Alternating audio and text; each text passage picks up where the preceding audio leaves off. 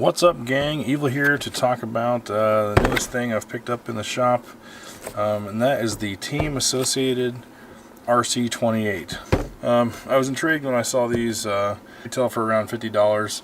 RTR, they include all the batteries, everything. Basically, you take it out of the box, charge the battery in the car, and go. So let's crack this open. Over here. I don't really know much about this thing at all. I'm hoping that it has fully proportional steering and throttle at least. A lot of times you pick up these little mini cars and they are not all they're cracked up to be.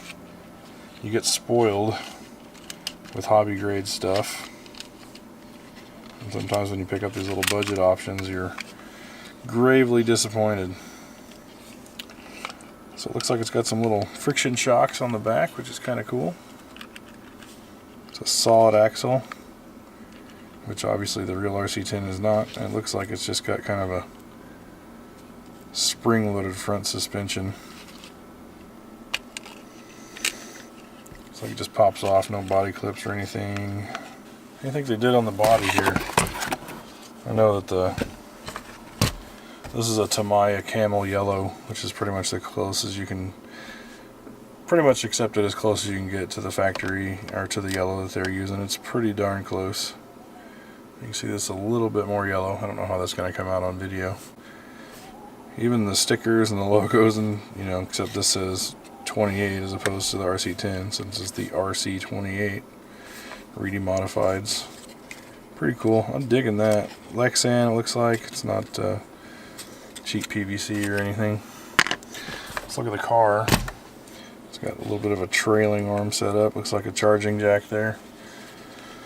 Anyway, let's pull the rest of this out here and take a look. Pistol style radio. Clearly made for kid hands, but well, I have fairly wide hands. Not too bad. It's better than one of those little tiny things you get with the Walmart jobbers. Looks like it's got steering trim, and that is the extent of it. It's got a power button and a charge indicator on it. This actually charges the buggy, as I understand it. You have the mostly discarded sticker pack. Education of Conformity. Signed by Wing Jing Chin and Hans Hu. I have no idea what that is. Looks like it's got a little quick start guide here. Oh yeah, I don't think I mentioned it's 2.4 gigahertz, which is nice. No infrared or any other dumb stuff like that. That's pretty cool. Holy, it looks like they sell some option parts for it. Alright, so there it is. Let's charge this bad boy up and take it for a ride. You guys can.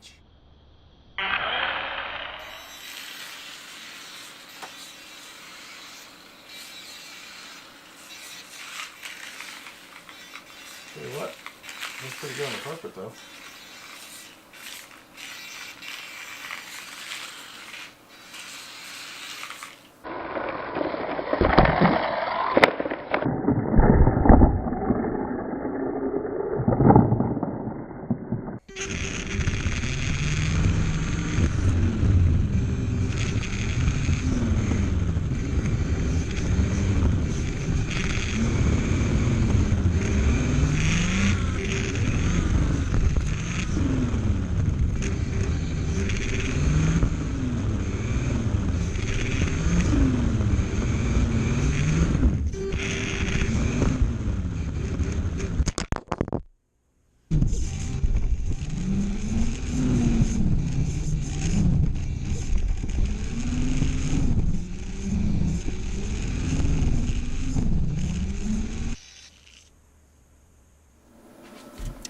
Alright, so bottom line, what I think of the Associated RC28. It is a fun, low-cost vehicle. This would be a great gift for somebody who might be getting into the RC hobby. It has awesome DNA, obviously, right? This is a throwback or kind of an homage to that car. So for that reason, if your prospective gift recipient is a vintage RC enthusiast, this would be a great little gift to pick up. They can drive around on hardwood floors and some low pile carpet probably. It's decently fast. It's fast enough to be entertaining to drive. It's got, you know, a little bit of suspension. You can jump it a little bit. It's not overly powerful. This would also be ideal for a child because it is rugged. It's so light that, you know, anything that you're going to do to it, it's probably going to hold up to it. If it's like serious cartwheel stuff, I'm not sure. The trailing arm action here looks like it's fairly thin. So if a young child stepped on this or something like that, I doubt it would hold up for that. So if your target gift recipient is a RC enthusiast, I think this would be a great little gift. This is something you could take to the office, keep on your desk. It looks great just to look at. Very nostalgic, obviously. As well as it's a modern car that introduces maybe younger audiences to you know, basically a great kind of vintage mainstay that the RC10 was. But anyway, so I think it has dual appeal for that.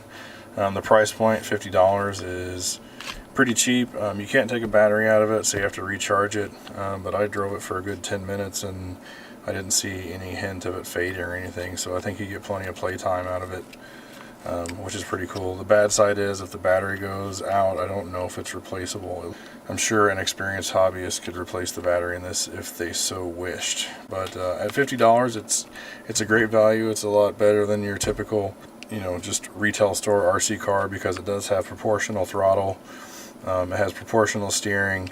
It has an actual brake as well as reverse, but on carpet it's really fun to drive. It's fast enough to actually roll it.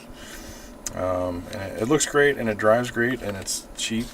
So I don't really see you know, what there is to lose by picking this up.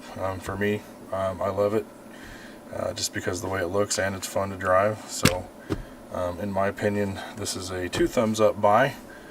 They could have easily priced this at $75, $80.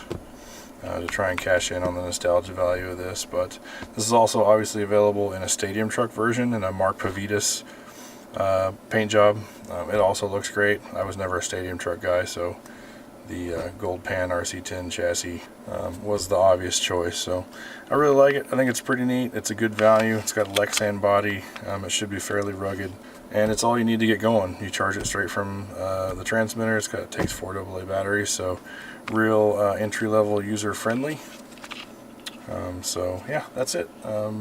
Pick one up. Yeah, these are available now at pretty much any local hobby shop as well as online. Thanks for stopping by, guys. I would appreciate it if you'd throw me a subscribe or maybe a like.